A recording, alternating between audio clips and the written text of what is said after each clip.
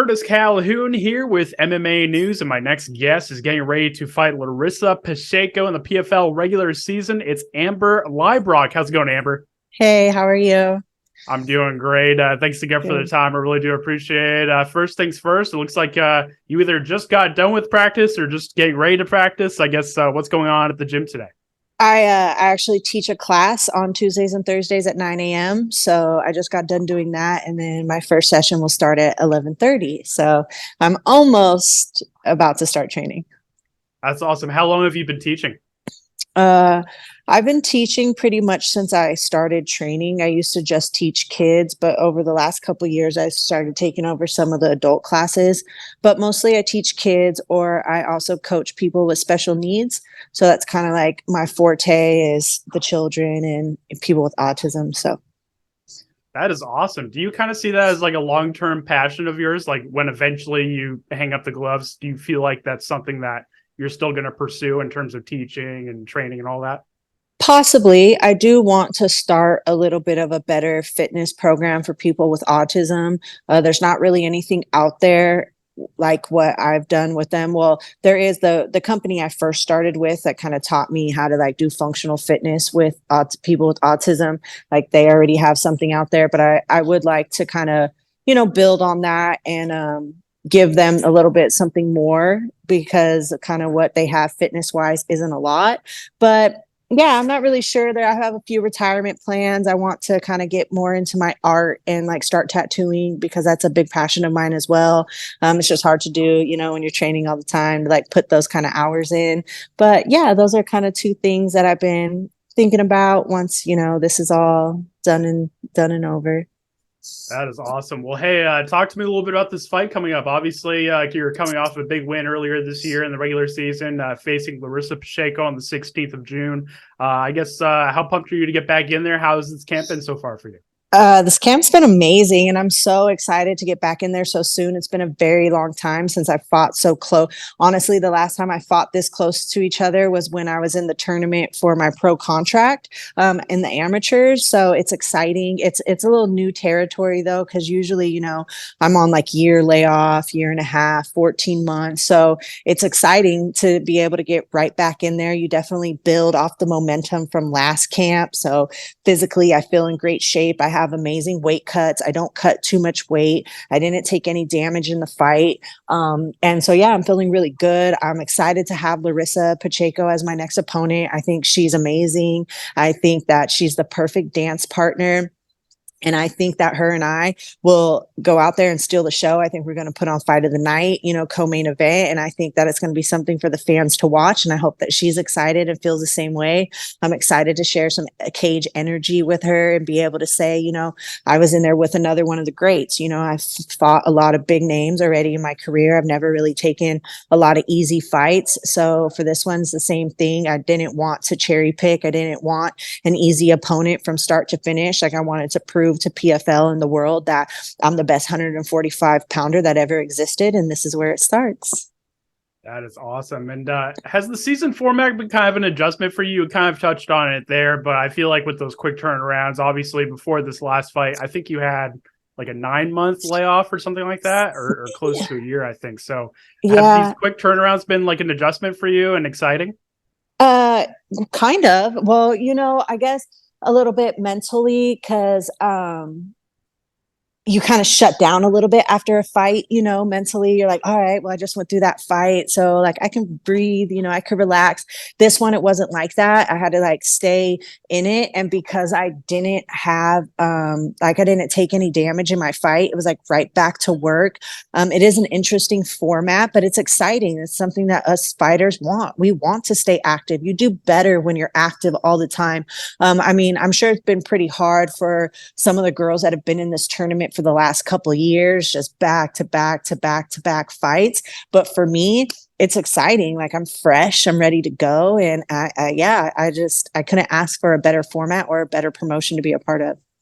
In terms of the matchup itself, how do you see this fight playing out stylistically? Obviously, Larissa Pacheco is a knockout artist, but she's really improved with her grappling as well. I guess, how do you see this fight stylistically for you?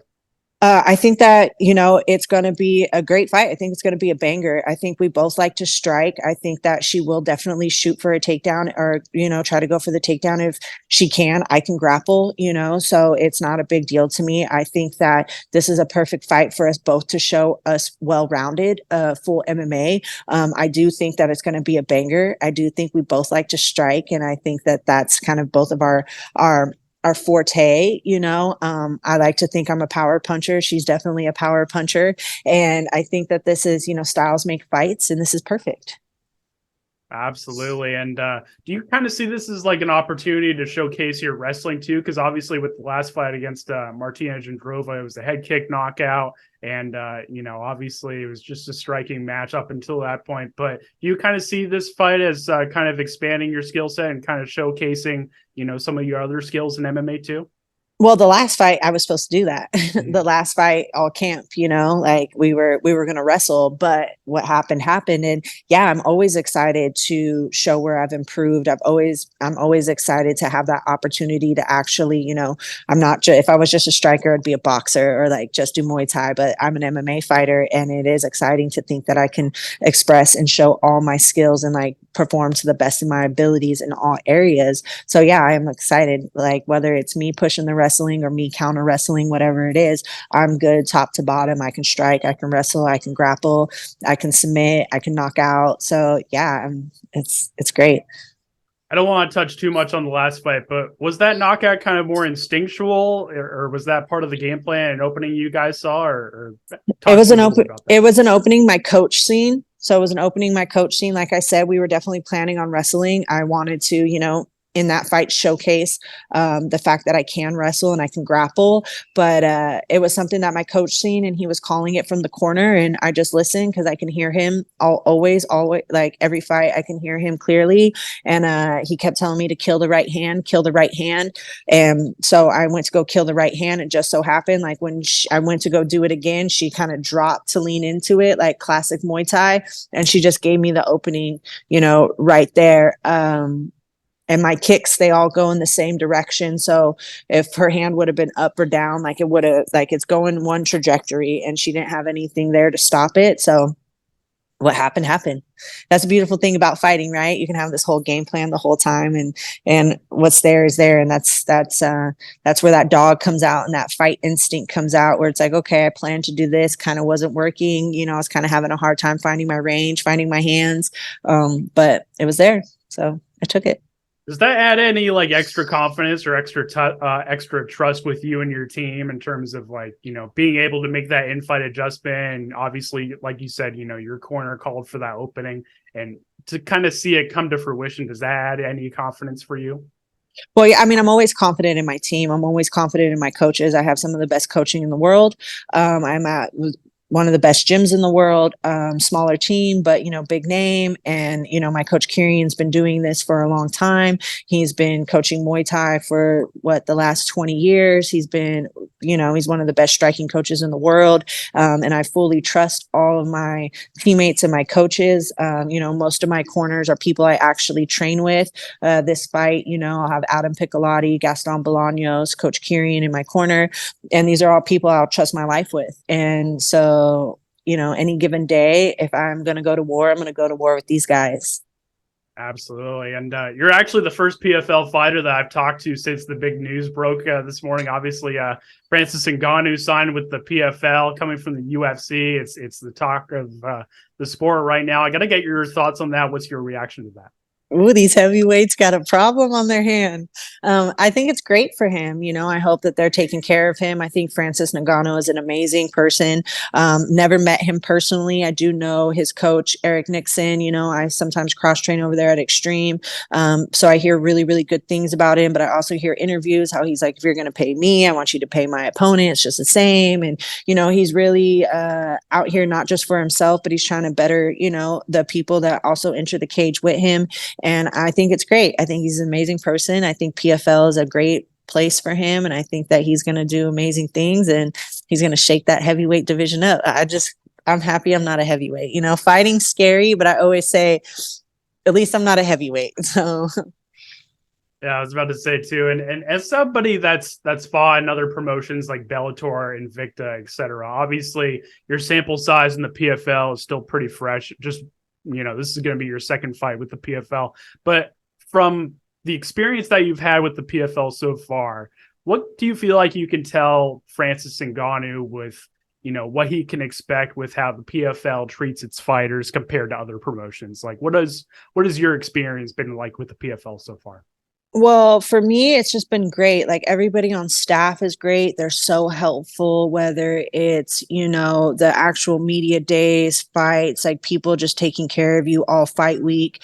They provide a lot. They're always checking in. And I think that it's a very like well worked team. It doesn't feel disorganized. It doesn't feel chaotic. It feels like they've got their shit together, and it's a really nice promotion to be a part of. Not saying that the other promotions I've been a part of aren't amazing, because they've all been super amazing to me, but for me PFL is definitely, it's kind of like you feel like a superstar. There's lights, there's cameras, it's action, there's a lot going on, and everyone's super sweet and respectful and nice, and it's an honor to be a part of them. Ray Sefo is amazing, and he's put together a really really cool promotion, a really cool format. And yeah, it's nice to be a part of, and it's nice to add another great promotion to my resume of places I've fought. Absolutely. And I got to ask you for this last question. When fans get ready to watch you and Larissa Pacheco go to war on the 16th, what can they expect from the fight? What kind of fight should the fans expect? Fireworks. I know we're both going in there with the intention to win. I know that we're both skilled. We both have the same fight IQ. We've both been doing this a very long time, and I think it's going to come down to who wants it more. And I'm not at the top of the mountain, she is. I have everything to gain, nothing to lose, and I've been to the bottom. I'm now working my way up back to the top, and there's nothing I want more than this fight and this W. And I'm going to go in there and I'm going to give it everything I have. So like, they definitely can expect some fireworks and a great fight from both of us. I love it. Well, before we wrap things up here, I'll give it the final word to shout out your team, sponsors you're working with, all that good stuff, social media if you want. I'll give it the final word.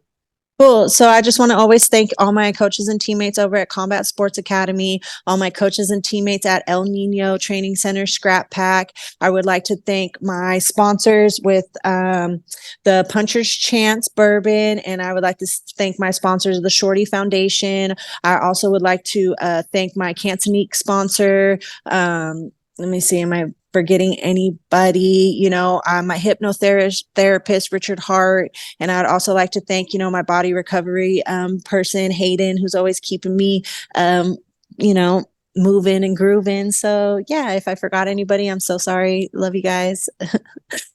Awesome. Well, Amber, it was great to meet you. Great to chat with you. I'll actually be in Atlanta to cover the fights live, so I'm sure we'll definitely Nice. catch up ahead of fight night. And thank you so much Absolutely. for the time. I appreciate it. Thank you.